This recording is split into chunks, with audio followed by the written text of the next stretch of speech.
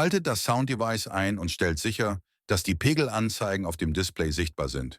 Nun beginnt ihr mit der Anpassung des Eingangspegels.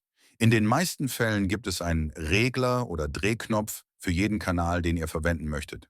Der Pegel sollte idealerweise im Bereich von -12 Dezibel bis -6 Dezibel liegen.